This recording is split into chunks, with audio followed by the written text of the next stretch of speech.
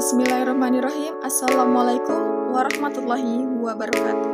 Perkenalkan, nama saya Tira Dwi Fitri Borone Bahwa dengan NIM 0104221029.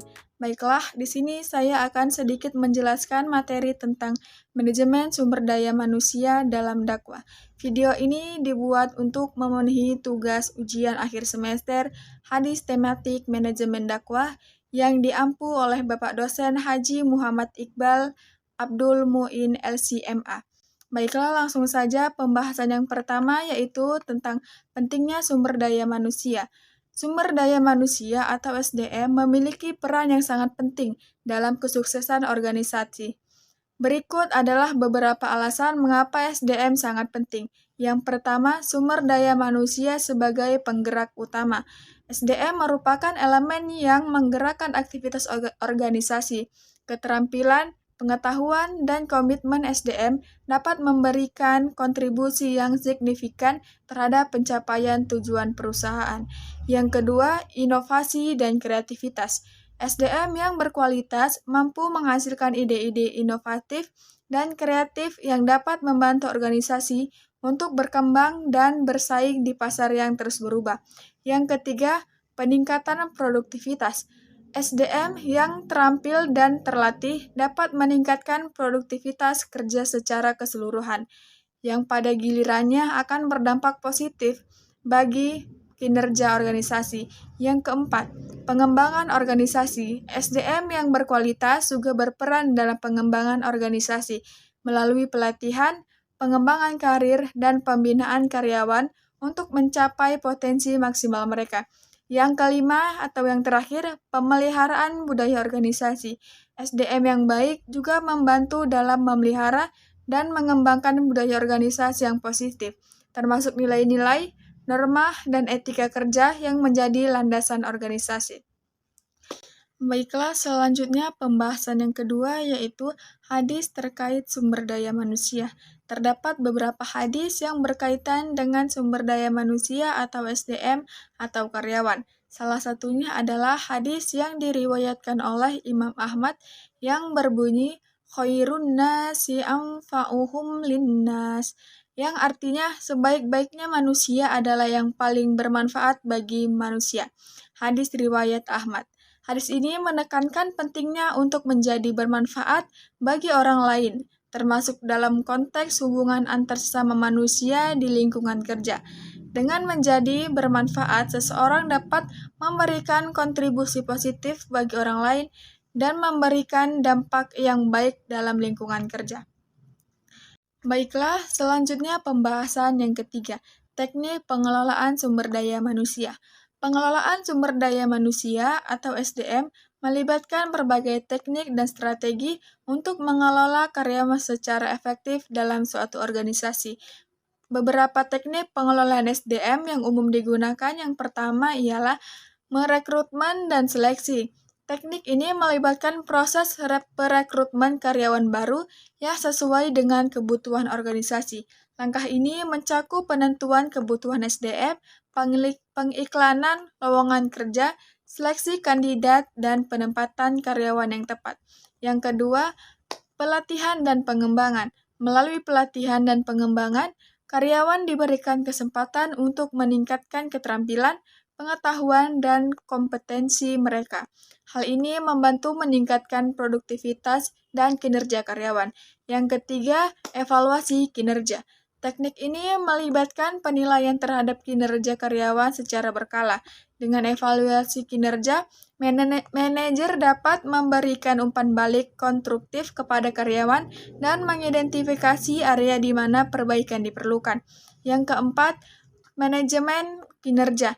Manajemen kinerja melibatkan penempatan tujuan, pengukuran kinerja, umpan balik, dan pengembangan rencana perbaikan. Tujuannya adalah untuk meningkatkan kinerja karyawan dan mencapai tujuan organisasi.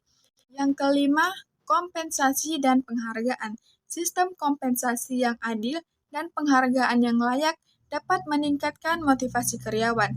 Hal ini termasuk pemberian gaji, tunjangan, bonus, dan pengakuan atas kontribusi karyawan. Yang keenam, manajemen konflik. Manajemen konflik melibatkan penanganan konflik antara karyawan atau antara karyawan dan manajemen. Penting untuk pengelola konflik dengan bijaksana untuk memastikan hubungan kerja yang harmonis. Yang ketujuh, keseimbangan kerja dan kehidupan pribadi. Memprioritaskan keseimbangan antara pekerjaan dan kehidupan pribadi karyawan dapat meningkatkan kepuasan kerja dan produktivitas. Yang terakhir adalah yang kedelapan, kebijakan dan prosedur SDM. Penetapan kebijakan dan prosedur yang jelas terkait dengan perekrutmen, pelatihan, evaluasi kinerja, dan potensi dapat membantu dalam pengelolaan SDM yang efektif.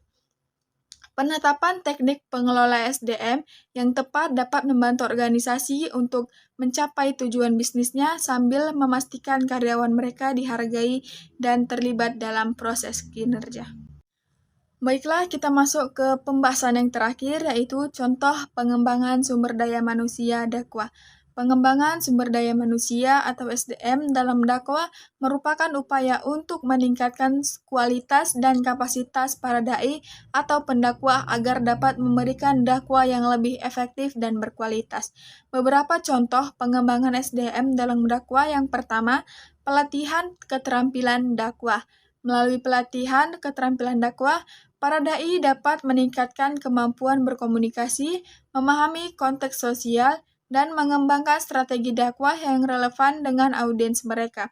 Yang kedua, pengembangan pengetahuan agama.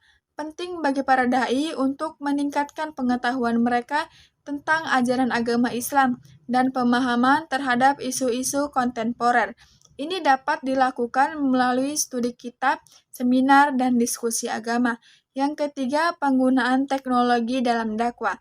Pengembangan keterampilan dalam penggunaan teknologi modern seperti media sosial, podcast, atau platform digital lainnya dapat membantu para dai untuk menjangkau audiens yang lebih luas dan beragam.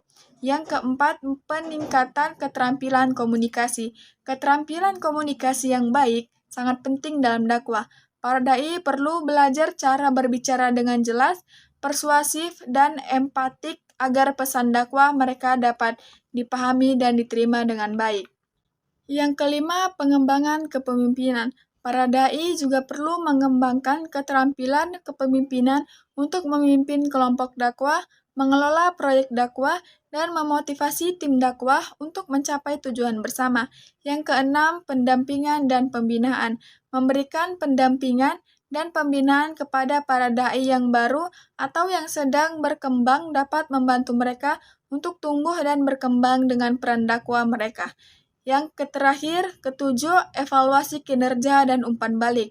Melakukan evaluasi kinerja secara berkala dan memberikan umpan balik konstruktif kepada para dai dapat membantu mereka untuk terus meningkatkan kualitas dakwah mereka. Baik, pengembangan SDM dalam dakwah bertujuan untuk memperkuat dakwah Islam, meningkatkan pemahaman agama, dan membantu para dai untuk menjadi agen perubahan yang positif bagi masyarakat. Baik, mungkin dari materi yang telah saya sampaikan tadi, saya ingin memberikan beberapa pertanyaan terkait materi yang telah saya sampaikan. Pertanyaan pertama ini adalah, sumber daya manusia atau SDM memiliki peran yang sangat penting dalam kesuksesan suatu organisasi. Berikut beberapa alasan mengapa SDM sangat penting, kecuali yang pertama, A. Peningkatan produktivitas, B. Pemeliharaan budaya organisasi, C. Mengurangi kinerja, D. Pengembangan organisasi. Mungkin teman-teman bisa menjawab yang mana jawaban yang benar. Yang benar adalah jawaban yang C. Baik, kita masuk ke pertanyaan yang kedua. Terdapat teknik pengelolaan SDM yang umum digunakan, kecuali A. Evaluasi kinerja, B. Rekrutmen dan seleksi, C. Manajemen konflik, dan D. Inovasi dan kreativitas. Mungkin teman-teman sudah tahu ya jawabannya apa. Jawaban yang benar adalah D. Inovasi dan kreativitas. Selanjutnya kita masuk ke pertanyaan yang ketiga. Terdapat beberapa contoh pengembangan SDM dalam dakwah, kecuali A. meningkatkan keterampilan komunikasi, B. kompensasi dan penghargaan, C. pendampingan dan pembinaan, dan D. pengembangan kepemimpinan. Ya, mungkin teman-teman juga pasti sudah tahu karena pertanyaannya gampang. Jawaban yang benar adalah apa teman-teman? B. kompensasi dan penghargaan. Baik, kita masuk ke pertanyaan yang keempat. Pertanyaan juga gampang ya, nggak susah-susah. Yaitu pertanyaannya memprioritaskan keseimbangan antara pekerjaan dan kehidupan pribadi, karyawan dapat meningkatkan kepuasan kerja dan produktivitas.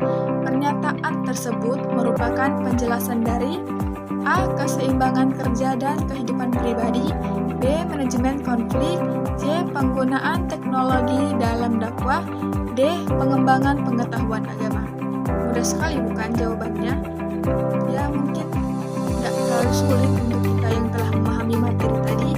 Dan jawaban yang benar adalah A. keseimbangan kerja dan kehidupan pribadi.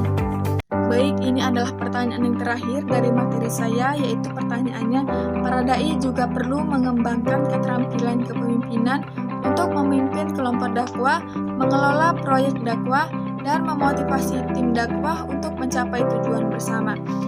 Pernyataan tersebut merupakan penjelasan dari A. evaluasi kinerja dan umpan balik, B. pengembangan kepemimpinan, C. kebijakan dan prosedur SDM, dan D. keseimbangan kerja dan kehidupan pribadi. Bagaimana teman-teman? Apakah jawabannya sudah dapat? Dan jawaban yang benar adalah B. pengembangan kepemimpinan.